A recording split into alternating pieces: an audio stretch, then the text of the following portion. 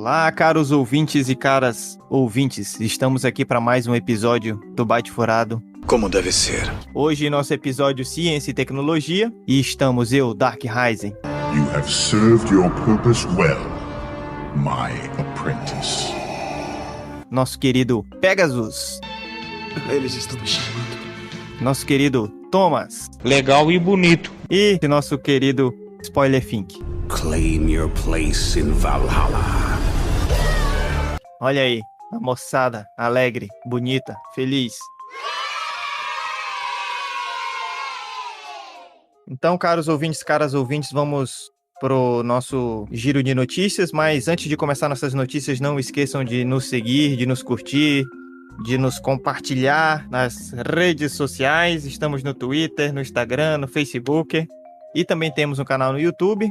Para a nossa primeira notícia de hoje, vamos começar com uma notícia que saiu lá no Canal Tech sobre a reinfecção por Covid-19 que pode ocorrer após 90 dias. Então, a Fiocruz, a Fundação Oswaldo Cruz, revelou que já tem casos aqui no Brasil de reinfecção do coronavírus. Eles tratam a reinfecção quando ela acontece depois de 90 dias da primeira infecção e com PCR positivo, e também que o sequenciamento genético do vírus ele seja diferente do anterior.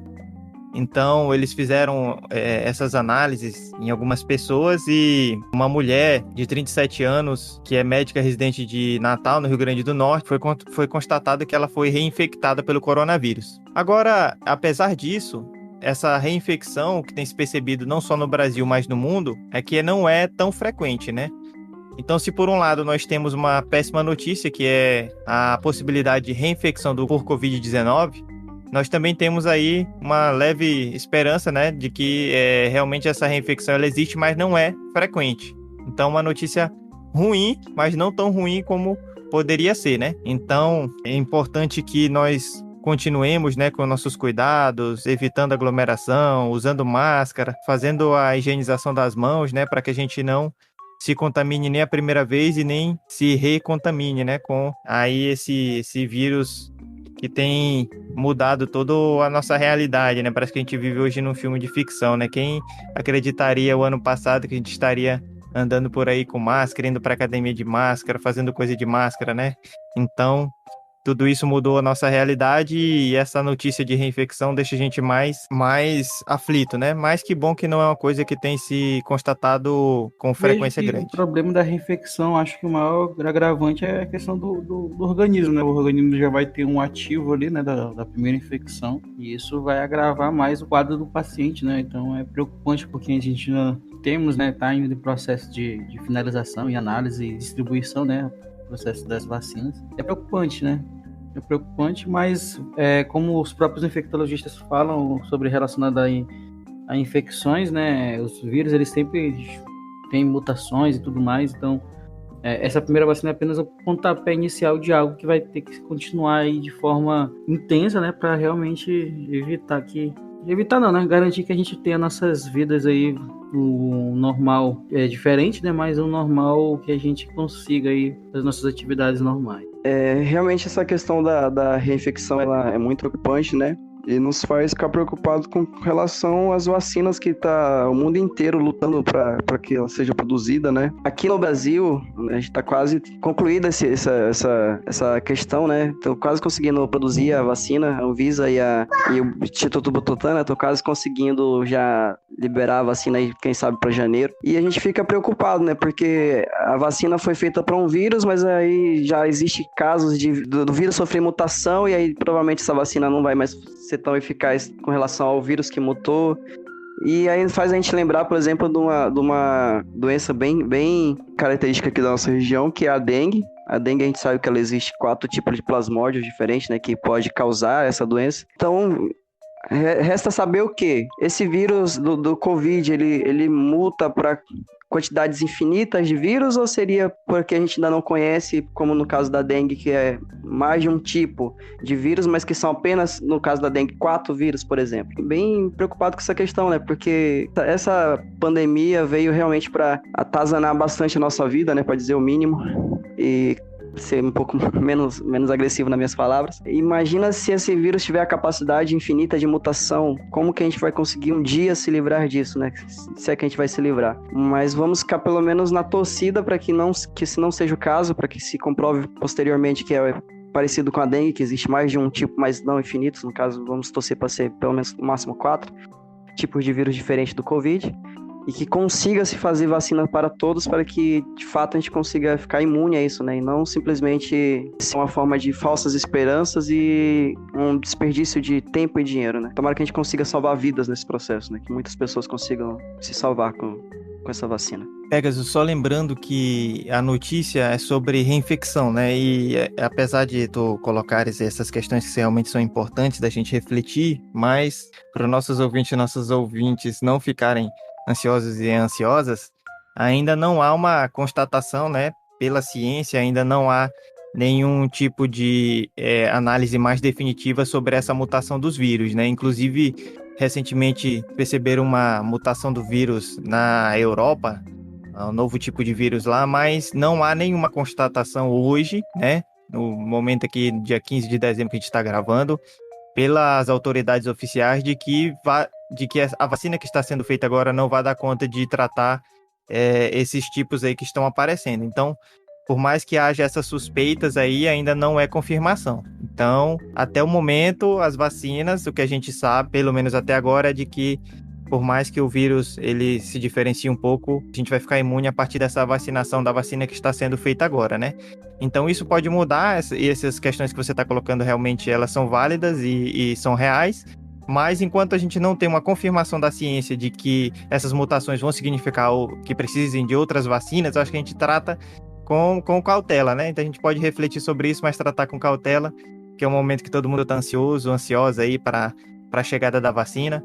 A gente sabe que é importante a gente ter essa precaução, né?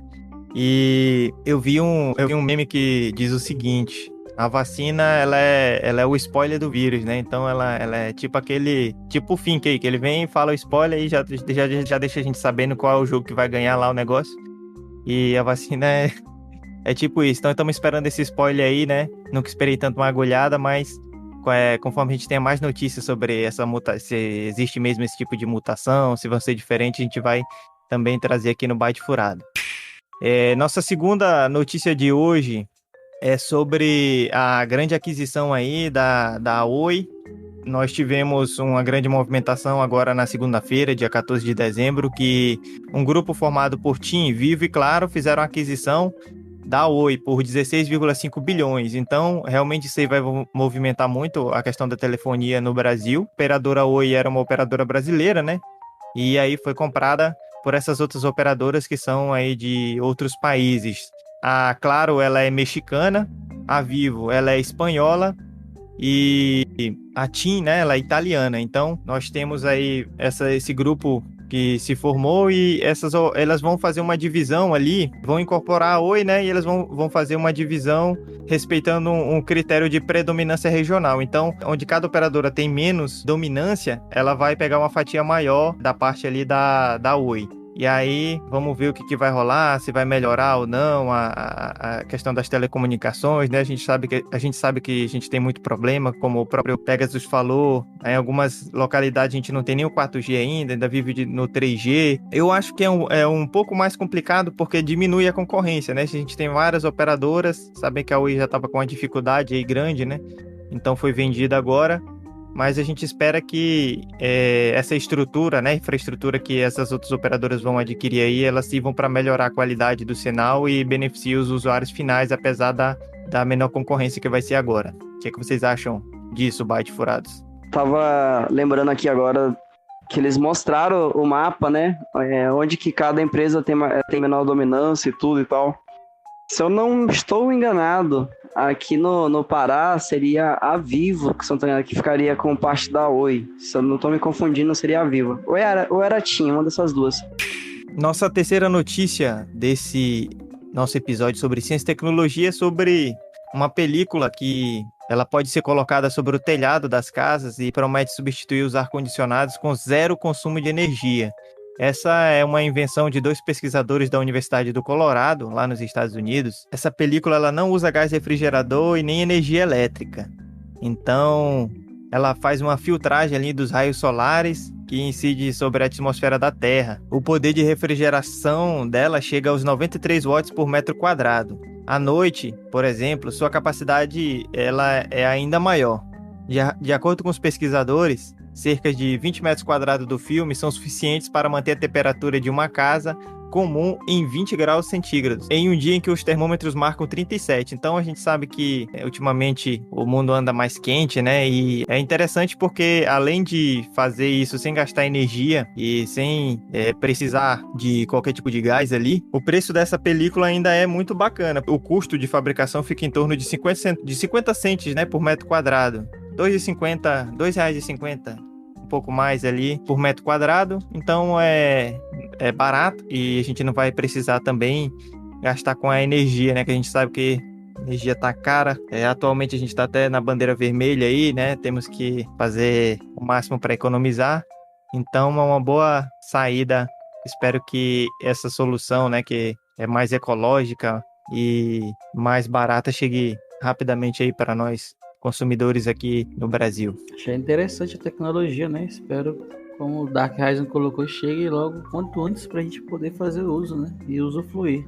Realmente, aqui no nosso estado, né? Pra nossa região, principalmente, na verdade, né? Nós sofremos um problema com calor imenso aí, né? E uma tecnologia desse tipo aí que você sai muito mais barato você comprar se você saísse a esse preço realmente. Como você também teria economia com energia, eu acho que principalmente para nossa população mais pobre seria meio que revolucionário, né? Seria uma ajuda muito grande. Nós sabemos aí que o problema de calor é muito grande e esse problema de calor não afeta tanto as pessoas mais ricas, né? Afeta mais as pessoas mais pobres, que são as pessoas que já não têm muito o que comer, já não conseguem tomar banho todo dia, e aí sofrer com esse enorme calor, podem acabar sofrendo de algumas doenças, alguns problemas ali, né? Então eu acho que esse daí vem aí realmente para ajudar e também realmente espero que chegue logo aqui para nossa região. Embora a gente sabe que essas novas tecnologias geralmente demorem, né, para chegar.